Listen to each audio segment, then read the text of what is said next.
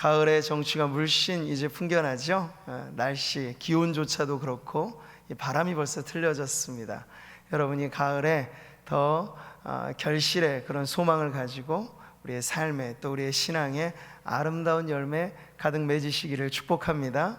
그런 마음 가지고 우리 옆에 계신 성도님들 바라보시면서 평안의 인사, 샬롬으로 인사 나누겠습니다.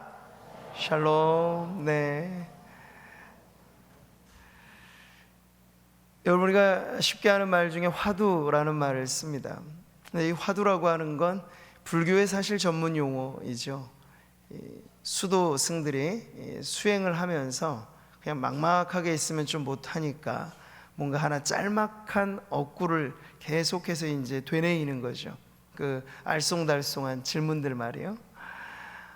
이 화두를 모아서 엮어낸 그런 책들도 여러 있는데 그 중에 하나 재미난 책 제목이 무문관이라는 책 제목이 있어요. 이 제목 자체가 알쏭달쏭하죠. 문이 없는 관문이라는 뜻이에요. 빠져나갈 구멍 없는 이 어려운 화두를 가지고 어떤 사람은 이 질문을 1년씩 이렇게 수행하면서 곱씹으면서 이렇게 하기도 합니다. 이 불교라고 하는 것 체계 자체가 워낙에 깨달음을 강조하는 종교이기 때문에 이런 화두가 더 많이 발전하게 된 것인데요. 우리가 이렇게 화두집을 들추어 보지 않더라도 사실 실제 우리가 살아가는 삶에서 부딪혀오는 건 인생에 풀기 어려운 문제가 참 많다 하는 것이죠. 네. 빠져나가기 힘든 문제가 참 많은 것. 지난 한 주간도 여러분 그러지 않으셨습니까? 여러분의 삶에 답은 간단한지 모르지만 그게 우리에게 도무지 위안이 되지 않는 그러한 인생의 문제들이 참 많습니다. 요즘에 세간을 떠들썩하게 하는 그러한 핫 이슈 중에 하나죠. 화성 연쇄 살인 사건, 그 용의자 말이에요.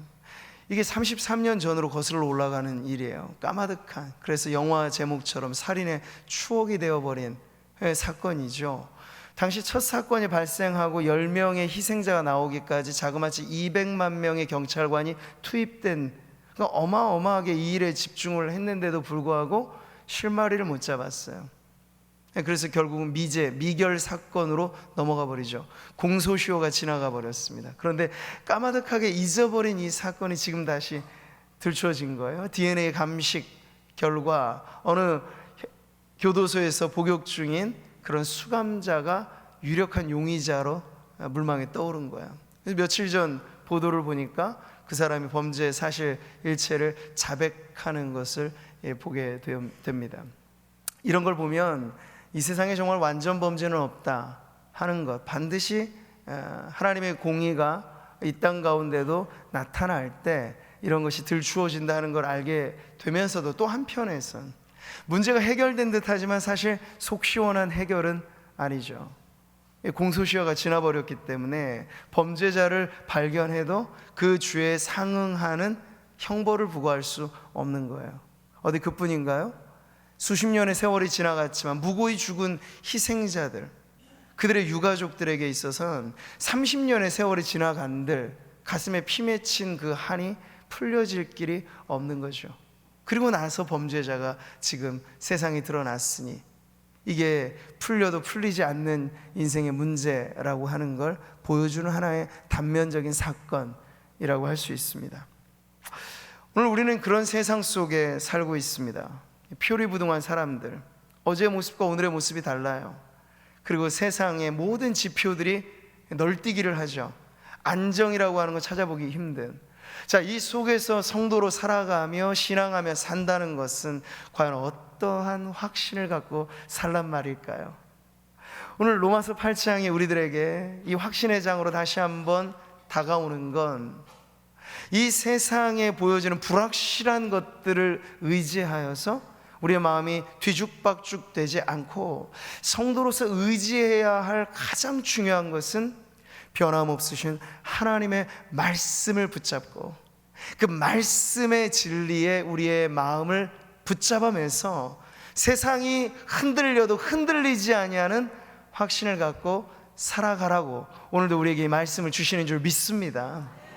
그래서 오늘도 여러분이 말씀을 바라볼 때 믿음의 시선을 변함없는 하나님의 이 진리의 말씀을 응시하시기 바라고, 이 말씀이 우리에게 가져다주는 위로가 그저 단지 세상에서 한마디 말로 위로하는 그런 정도가 아니라 우리의 영혼을 사로잡는 하나님의 은혜가 되는 줄 믿고 오늘 그 믿음으로 말씀을 받으시기를 바랍니다.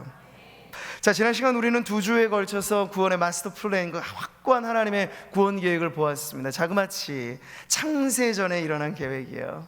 미리 아시고 미리 정하시고 우리가 알만한 때에 이제 우리를 부르시고, 부르신 그 즉시로 우리를 의롭다 하시고, 그리고 장차 우리를 영화롭게 하실 계획까지, 먼 미래에 있을 일인데도 과거로 완료된 시점으로 우리에게 보여주신 것을 통해서 하나님의 구원 계획은 완벽하구나, 완전하구나 하는 것을 알게 되었죠.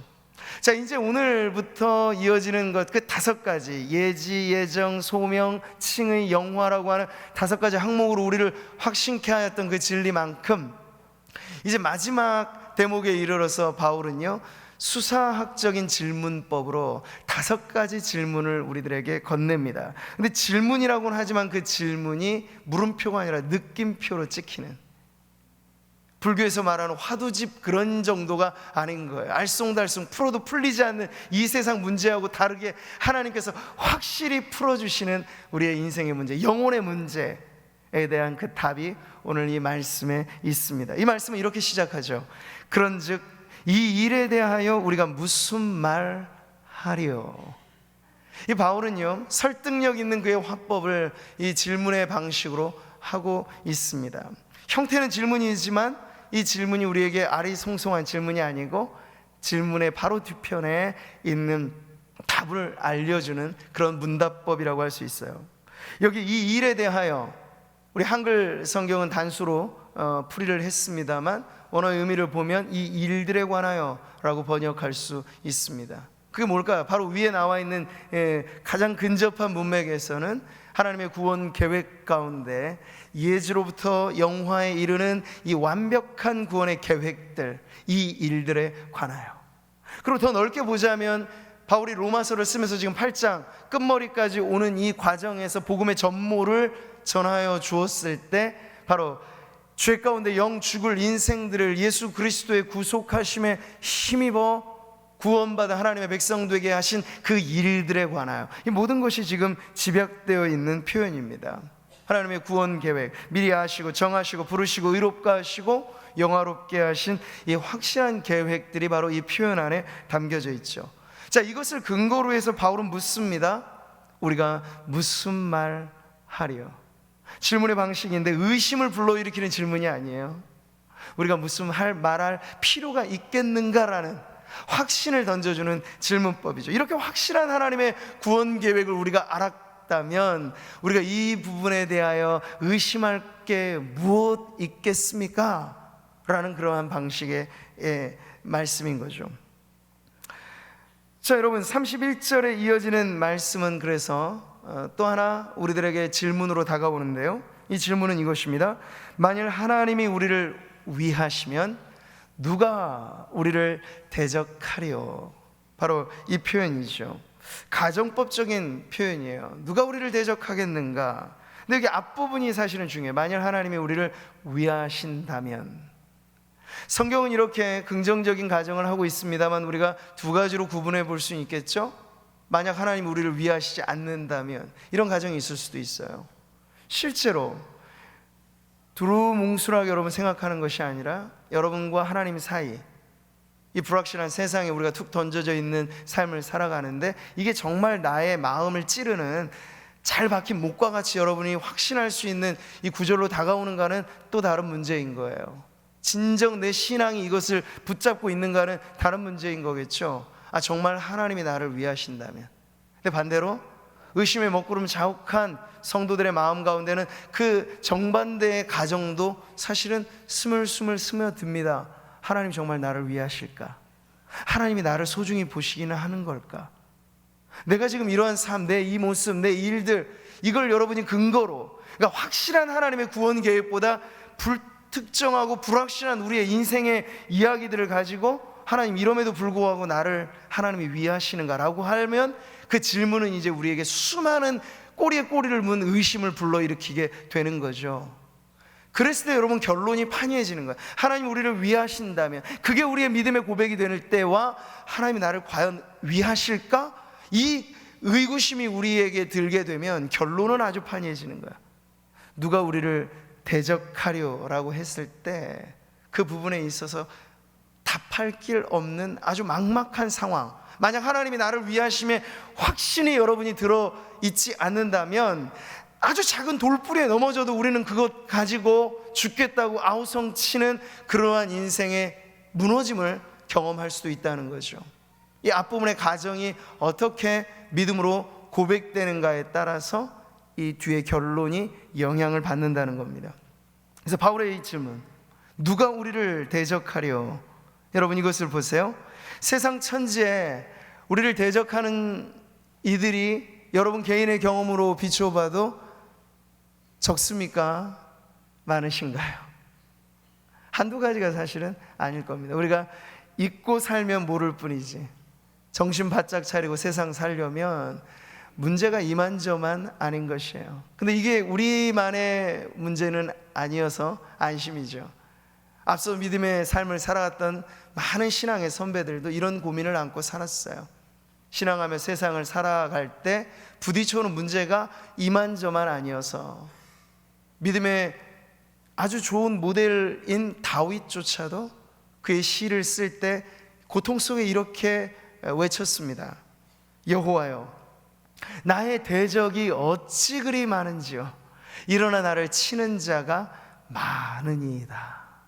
이 시를 쓸 당시에 다윗은 이미 이스라엘 나라의 왕으로서 군림하고 주변의 많은 적들의 문제를 정리하면서 자신의 이 권좌를 아주 단단하게 다져놓은 상태였습니다. 사울의 위협이 이제 정리가 되고 어느 정도 안정되어진 그러한 치세의 시기에 접어들었어요. 그런데 웬걸요, 가장 가까이에서 칼끝을 다윗에게 겨누는 이가 일어난 거죠. 그의 아들 압살롬. 시편 3편은 그 표제에 나와 있듯이 압살롬에 의하여 도망자의 신세가 되어져 버렸을 때 다윗이 이 시를 쓴 거예요. 그러니까 어떤 정적에 의해서 자기가 위험을 당한다, 명분이라도 있죠. 그런데 자기의 피부치가 반역을 일으키고 끔찍한 만행을 저지르고 자신은 지금 그 피부치 압살롬에 의해서 목숨 하나 부지하기 위해서 도망치는 신세가 되어버렸으니 얼마나 이것이 처량하고 한탄스럽고 정말 공경에 처한 모습인가요? 가족 간에도 원수가 되어지는 것, 옛날만의 이야기가 아니라 지금도 우리는 곳곳에서 그런 일들을 보게 됩니다. 예수님이 배반을 당하신 건 여러분 멀리서 있는 군중들의 함성보다도 가깝게 베드로 애제자, 그가 3번이나 부인하였고 전대를 맡아서 그 제자 그룹에서도 중요한 일을 감당했던 가롯 유다가 은 30냥에 예수님을 팔아 넘겼습니다. 가까운 제자들로부터 배반과 배신을 당한 것이 예수님이에요. 믿고 의지할 사람이 없는 세상을 우리는 살고 있는 거죠. 자, 이런 걸 두고 볼 때 누가 우리를 대적하려? 답은 뻔한 거예요. 대적하느니 이리도 많은 세상을 내가 살고 있습니다. 이게 우리의 솔직한 고백이죠. 자, 그런데 중요한 거 제가 말씀드렸어요. 이 대적이 많느냐 적으냐의 문제는 크게 중요하지 않아요. 이 앞부분의 가정이 여러분 어떻게 성립되느냐에 따라서, 만일 하나님이 우리를 위하신다면, 여기에 여러분의 믿음의 방점이 찍히면, 강조가 찍히게 되면요, 뒷부분은 크게 문제가 안 되는 거예요. 하나님이 나를 위하십니다라는 믿음의 확신이 여러분에게 있으신가요? 그러면 여러분 뒷부분은 고민할 게 없어요. 대적이 많아도 적어도 그 대적을 해결해 주시는 분이 따로 있기 때문이죠. 바로 우리 하나님이세요. 자, 그러니 오늘 불확실하게만 보이는 우리의 삶일지라도 여러분 그 안에서 우리는 얼마든지 확신에 찬 삶을 살아갈 수 있어요. 이 믿음이 하나님이 우리를 위하신다라고 하는 것에 확고하게 붙들려 매어져 있으면 바로 그러한 삶을 살 수 있는 거죠. 자, 여러분, 근데 오늘 바울은요, 이 부분에 대해서 아리송송하게 말하지 않아요. 하나님이 우리를 위하신다면, 가정이지만 이건 확실한 고백이죠. 무엇을 통해서 알 수 있어요? 앞부분에서 우리는 이미 다 배운 거예요. 창세전에 그리스도 안에 우리를 이미 예정하셨고 부르셨고, 의롭다, 존귀하다, 내가 너를 끝까지 책임져 준다라고 말씀하셨으니 하나님이 우리를 위하신다면, 아니, 하나님은 우리를 위하십니다 라는 믿음의 고백이 되는 거예요. 어느 정도로? 철두철미하게 우리를 위하신다는 거예요. 그럼 우리는 또 다른 시편의 고백으로 그 확신을 노래할 수 있는 거죠. 같이 한번 읽어볼까요? 여호와는 너를 지키시는 이시라. 여호와께서 내 오른쪽에서 내 그늘이 되시나니 낮의 해가 너를 상하게 하지 아니하며 밤의 달도 너를 해치지 아니하리로다. 여호와께서 너를 지켜 모든 환난을 면하게 하시며 또 내 영혼을 지키시리로다. 여호와께서 너의 출입을 지금부터 영원까지 지키시리로다. 할렐루야. 성도라면 바로 이러한 고백 속에서 다윗과 같이 이런 나를 치는 자가 많습니다, 이게 현실의 상황이다 하더라도 우리는 그것만 보는 게 아니에요. 믿음의 눈은 또 하나를 보는 거예요. 나의 도움이 어디서 올꼬? 나의 도움은 천지를 지으신 여호와에게 서로다. 그 하나님이 어떤 분이시라고요? 앉으나 서나 자나 깨나 비가 오나 눈이 오나 1년 365일 하루 24시간 우리를 지켜주신다고요. 출산을 앞둔 우리 집사님 기도도 받으셨는데요, 어린 아기 놓고 어렸을 때 막 고열에 시달리고 그러면 밤을 지새워서 부모가 간호도 하고 그러죠. 근데 그게 하루 이틀이죠. 길게 넘어가면 부모도 어려운 거예요. 나도 힘들고 나도 아픈 거예요. 세상엔 그런 것입니다. 근데 여러분, 하나님은 다르세요. 하나님은 우리를 지켜주시되 불철주야.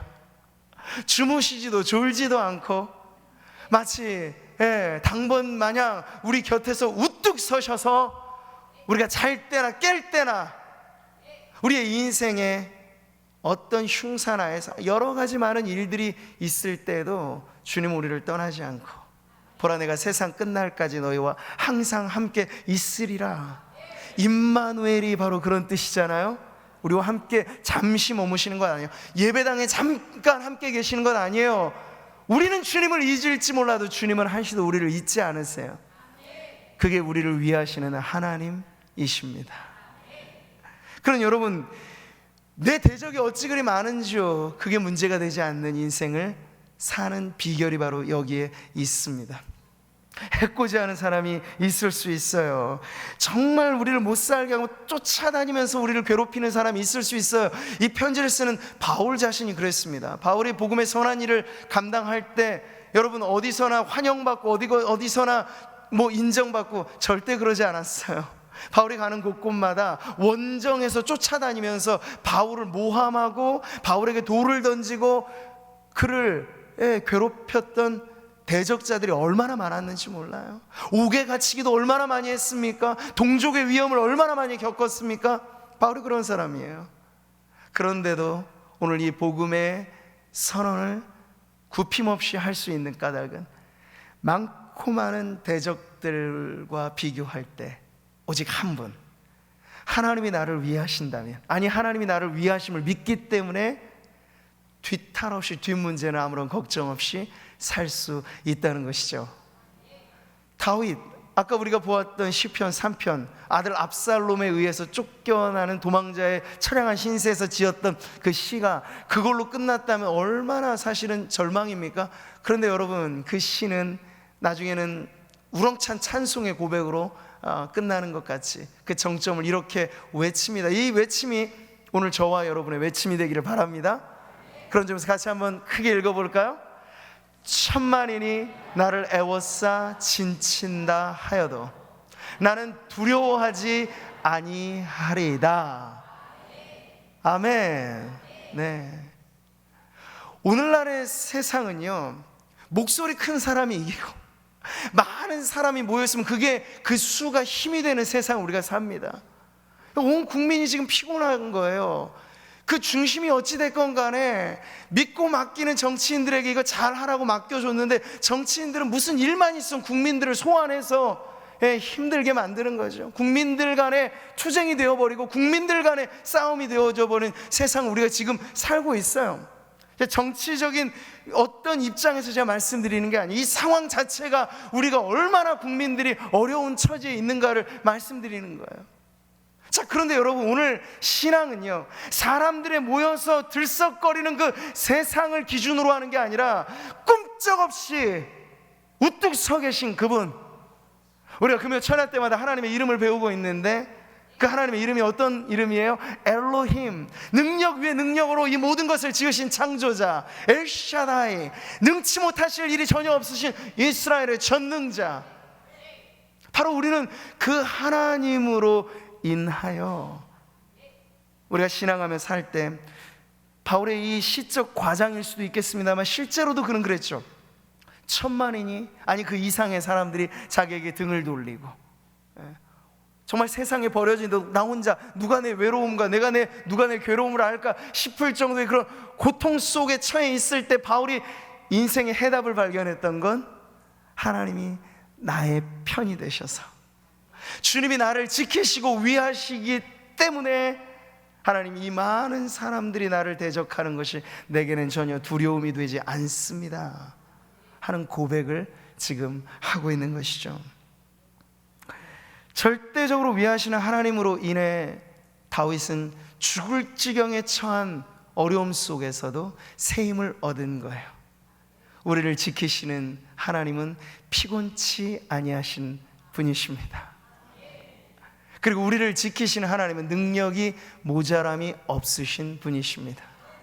믿음은 바로 그 하나님을 붙잡는 손인 것이죠. 사랑하는 성도 여러분, 우리는 앞으로도 우리의 삶의 현실 속에 수없이 처 있는 덫을 경험하게 될 겁니다.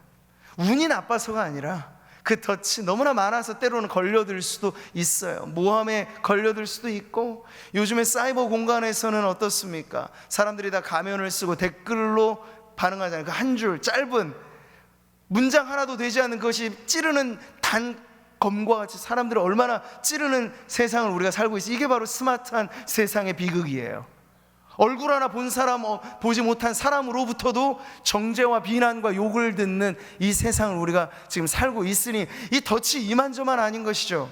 근데 그러한 세상을 우리가 살아갈 때, 눈 뜨고도 코 베이는 세상, 어제의 친구와 오늘의 원수가 돌변하는 세상, 악인이 득세하는 것처럼 보이는 세상, 이게 우리가 관찰하는 세상이지만 이 속에서 하나님이 나를 위하신다면, 이 부분에 우리의 믿음의 손이 뻗쳐져서 나를 위하시는 그 하나님 붙잡게 된다면 말이죠, 그 다음은 오히려 우울하고 그리고 절망적인 고백이 아니라 승리에 찬 고백이 나올 줄 믿습니다.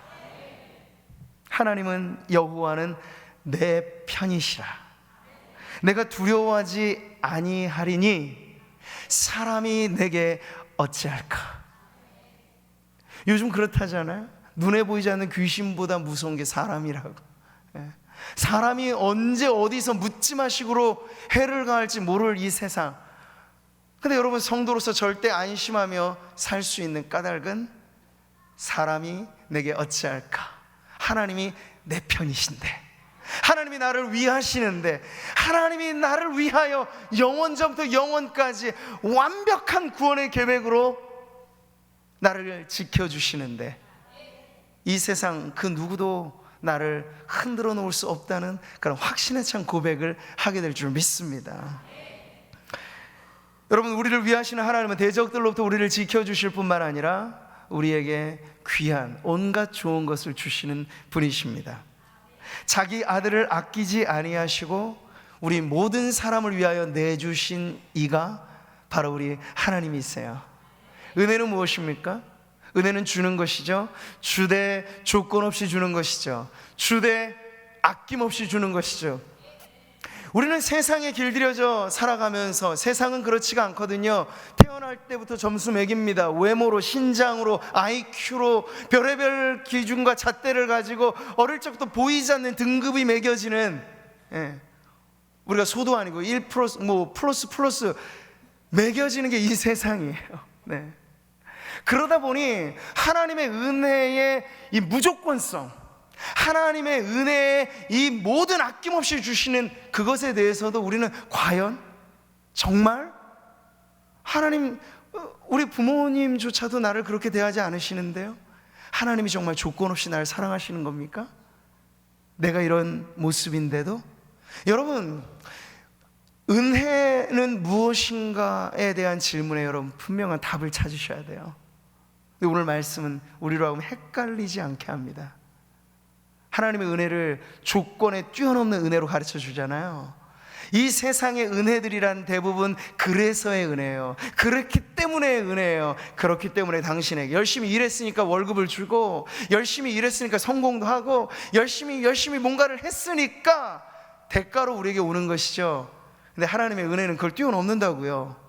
그럼에도 불구하고, 우리가 연약하지만 그럼에도 불구하고, 우리가 아직 죄인 되었을 때 그리스도께서 우리를 위하여 죽으심으로 하나님께서 우리에게 대한 자기의 사랑을 확증하셨다고 말씀하잖아요. 우리가 죄인 되었을 때, 그럼에도 불구한 거예요. 초월하고 뛰어넘는 은혜를 보여주고 있는 것이죠.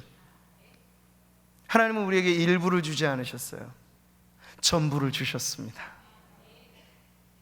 여러분, 자기 아들을 아끼지 아니하시고, 이 표현이 구약에서 정확히 비슷하게 쓰여진 때가 언제냐면 믿음의 조상 아브라함이 모리아산 위에 자기 사랑하는 독자 이삭을 하나님 앞에 번제로 바치려고 했던 그 사건, 그때 하나님이 아브라함을 보시면서 말씀하셨어요. 네가 네 아들까지도 아끼지 않고 나에게 주는 것을 보니 이제야 네가 나를 경외하는 줄 내가 알겠다.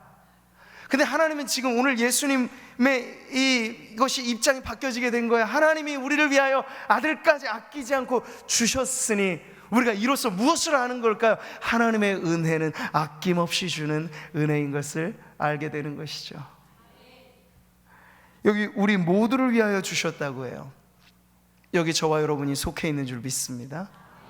신앙하며 여러분 살면서 성도들의 삶에도 높낮이는 다 다르죠. 세상의 기준으로 잘 사시는 분도 계시고, 건강하신 분도 계시고, 네, 정말 노후에 걱정 없이 쌓아두신 분들도 계시고, 근데 반면에 앞날이 걱정되는 성도가 왜 없겠어요? 건강에 이상이 있어서 힘들어하는 성도가 왜 없겠어요? 자식들이 다 잘 되기만 합니까? 자식으로 인하여 가슴 아픈 성도들이 왜 없겠어요? 그런데 중요한 건 신앙의 점수를 그걸로 매기지 마시라는 얘기예요. 우리의 신앙의 진위 여부는 이 땅을 살면서 보여지는 물질과 우리의 환경이 잘 되느냐 못 되느냐에 따라 좌우되지 않아요. 정말 신앙의 성공자는 누구입니까?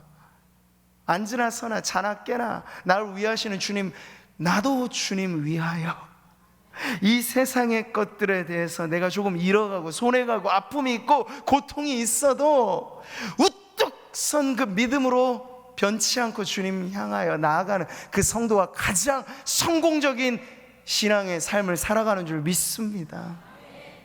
피 흘려 이 믿음을 지켰던 순교자들, 여러분, 일제 치하에 하나님을 믿노라 고백한다는 건 신사 앞에 절하지 않는, 그 안 한다는 건 감옥에 들어가서 무참히 고문을 당하고 죽기까지 할 수 있는 그 위험, 그런데도요 했다고요. 목숨값을 주면서까지. 여러분, 목숨을 내놓는 사람이 걱정할 게 뭐가 있겠습니까? 먹고 살고 거하는 이런 부수적인 문제들에 대해서는 이미 초연을 하는 것이죠. 목숨을 내놓았는데, 근데 순교자들의 피 위에 지금 교회가 세워져 있는 거예요. 노미널 크리스찬들에 의해서가 아니고, 형식적인 신앙으로 담보하며 오가는 사람들 때문이 아니고, 오늘도 우리 한국 교회가 지금도 소망이 있다면 거대한 수에 의해서가 아니라 그 중심에 하나님 한 분을 위해서라면 내 한 목숨도 바치겠습니다 하는 그 진짜 백의 신앙, 나를 위하시는 하나님 한 분이면 족하다라고 확신하는 그 신앙의 일꾼들이 있어 하나님께서 지금도 우리를 유지하시고 보호하시고 지켜주셔서 우리 한국교회가 오늘 이 자리에 서 있는 줄 믿습니다. 그런데 문제는요, 여기까지 잘 왔어요. 그런데 앞으로 이 신앙을 물려준다는 건, 우리는 선배들의 핏값에 이 교회가 세워져 있는데 우리가 자녀들의 걱정, 여러분 걱정할 게 사실은 없습니다. 우리가 그 신앙을 유지하면 돼요. 순교자의 피 위에 세워진 이 신앙 그대로 우리도 하나님의 말씀이나 철석같이 믿고 하나님의 말씀이라면 그대로 된다는 이 신앙을 가지고 들쑥날쑥 변하는 우리의 삶의 지표에 우리의 의지거리를 두는 것이 아니라, 나를 위하셔서 아들까지 아낌없이 주신 하나님이면 족합니다 하는 그 믿음을 가지고 우리의 평생을 살아간다면 이 신앙이 다음 세대에게 전수가 되어질 것이고, 그럼 우리가 바라보는 다음 세대의 그 믿음이 하나님의 은혜 가운데 계속해서 아름답게 이어지게 될 줄 믿습니다. 그럼 여러분, 여러분의 믿음을 눈에 보이는 것들에 의지하며 그것에 따라서 들쑥날쑥하지 마시고 변함없으신 분을 향하여 여러분의 믿음의 팔을 높이 드시기를 바랍니다. 변함없으신 그분으로 인하여 천만인이 나를 둘러진치는 극심한 고통의 순간 속에서도 하나님, 나는 두렵지 않습니다. 나를 위하시는 하나님, 내 주 하나님, 당신이 나와 함께 하시기에. 이런 고백이 넘쳐난 우리 성도님들 되시기를 축복합니다. 우리에게 주어진 선물을 의심 없이 받아들이십시오. 최고 최상의 선물을 주셨으니까요, 더 달라 할 것이 필요 없을 선물, 그 이름 예수 그리스도. 영원하신 하나님의 은혜와 축복이 바로 그리스도의 십자가의 포장에 담겨 우리에게 주어진 거예요. 여러분이 선물의 가치를 음미해 보세요. 묵상해 보세요. 이보다 더 좋은 것이 있으면 한번 가져와 보세요. 바꿀 것이 있습니까? 없습니다. 주 예수보다 더 귀한 것은 없네. 예수 바꿀 수 영죽을 나대신, 영죽을 나대신 돌아가신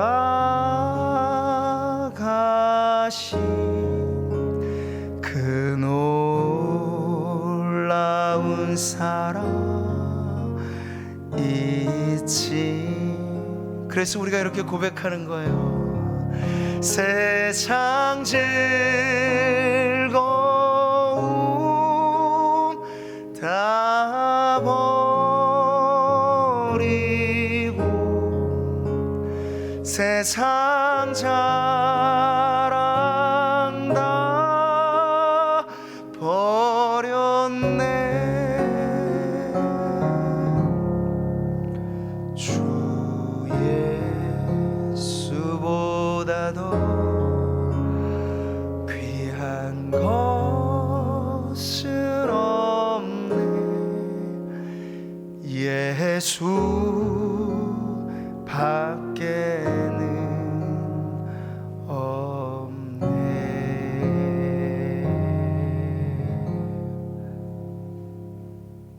복음이 이 땅 가운데 들어올 때 언더우드 아펜젤러, 그 초기 선교사님들 다 잘 나가는 사람들이었어요. 앞이 전도 유망한 청년들이었어요. 근데 그 모든 것들을 내려놓고 그 당시에는 누구 하나 이름조차 몰랐던 변방의 후미진 나라 조선이라고 하는 땅에 앞다투어 발을 내딛었을 때, 여러분 무엇을 얻고자 그런 결단을 할 수 있었을까요? 복음이 그들을 이끌어 바로 이와 같은 인생의 황무지를 변화하여 장미꽃 피게 하고 백합화 피게 하는 그 아름다운 하나님의 일들에 자신을 기꺼이 내맡기게 한 것이죠. 선교지에 가자마자 얼마 못 되어 원주민들에 의하여 그 창 끝에 죽임을 당했던 선교사들의 이야기를 우리는 알고 있습니다. 짐 엘리엇이라고 하는 선교사인데요, 그 당시 많은 사람들이 뉴스에 보도되기를, 어찌 이 총망받은 젊은이가 이토록 무가치하게 죽음을 갖게 되었단 말인가? 사람들은 그렇게 생각했어요. 그리고 그가 선교사로 가기를 헌신했을 때도 마찬가지로 그렇게 반응했어요. 하지만 짐 엘리엇은 죽기 이전부터도 확고한 신앙의 가치가 세워져 있었기 때문에 주변 세상의 어떠한 이야기에도 귀 기울이지 않고 자신의 길을 걸어갔죠. 그러면서 그가 한 말, 영원한 것을 위하여 영원하지 않을 것들을 버리는 사람은 결코 어리석은 인생이 아니다. 여러분, 우리의 신앙이 바로 이와 같기를 바랍니다. 하나님이 우리를 위하신다면, 우리를 위하실 뿐 아니라 자기 아들을 아끼지 않을 정도로 우리에게 아낌없는 은혜를 주신 이가 우리가 믿는 하나님이 맞다면, 여러분, 그 하나님을 위하여 여러분이 지불하는, 여러분이 내어놓는, 여러분이 감내하는, 감수하는 우리의 신앙이 때로 십자가 지고 가는 것 같고, 때로 우리를 부인한다는 것이 죽기만큼 어렵게 느껴지는 그 자리에서도 우리는 승리하게 될 줄 믿습니다. 바울이 그랬던 사람이에요. 이 편지를 쓰는 바울, 말하자면 그런 자랑거리가 참 많았던 사람이었습니다. 유대인 중에 특출난 유대인이었죠. 가말리엘이라는 문화, 오늘날의 초엘리트 교육을 받은 사람이었습니다. 율법의 의로 흠없다 자부하는 바리사파에 속해 있는 사람이었습니다. 지위가 높았고 모든 사람들이 그를 그렇게 평판을 좋게 말했던 인물, 바울이에요. 근데 그가 이것이 옳은 줄 알고 예수를 핍박하는 줄도 모르고 초대교회 제자들을 그렇게 압박하러 갈 때 바로 예수님께서 그 인생의 길목에 딱 들어서셔서 더 이상 빠져나갈 수 없는 사로잡히는 하나님의 은혜를 경험하게 되자 바울이 뒤바뀌어 버렸죠. 바울이 뒤바뀌어 버렸을 때 무엇이 바뀌었는지 아세요? 자랑거리가 바뀐 거예요. 자랑거리가 바뀐 거예요. 그 이전엔 이것도 저것도 다 자기를 내세우는 이력과 경력과 인생의 자랑거리였는데 이제 아주 단순해졌어요. 바울이라는 사람이. 어떻게? 그러나 내게는 우리 주 예수 그리스도의 십자가 외에는 결코 자랑할 것이 없다고, 그렇게 선언하는 사람으로 바뀌어져 버렸어요. 그러나 내게는, 이 1인칭을 여러분 기억해 보세요. 이게 여러분의 고백이 되시길 바랍니다.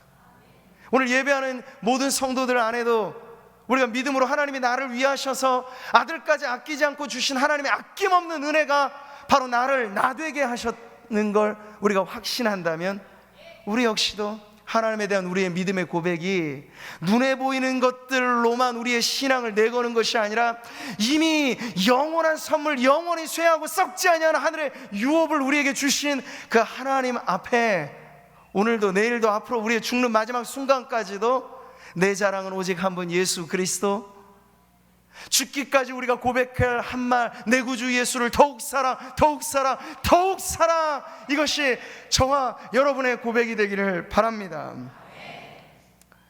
오늘 말씀은 모든 성도들에게, 우리 모두를 위하여 주셨다고 했습니다. 하늘로부터 배송된, 특별 배송된 선물을 여러분 받아보셨습니까? 여러분 각각의 이름으로 배송됐어요. 풀러보시면 알아요. 그 안에 온갖 귀한 선물이 담겨져 있는데 바로 그 모든 선물을 우리에게 주시는 이가 바로 예수 그리스도이십니다. 어찌 그 아들과 함께 모든 것을 우리에게 주시지 아니하겠느냐.